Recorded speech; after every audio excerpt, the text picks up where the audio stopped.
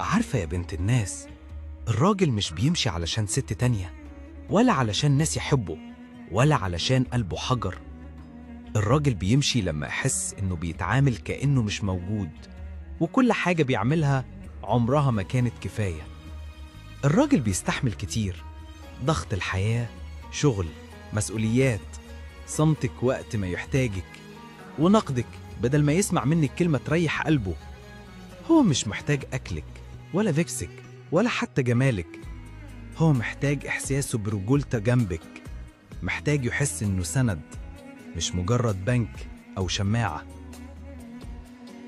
الراجل لما بيلاقي نفسه دايما غلطان ودايما مقصر حتى وهو بيحاول، ساعتها بيبرد قلبه ويبدأ ينسحب من غير صوت.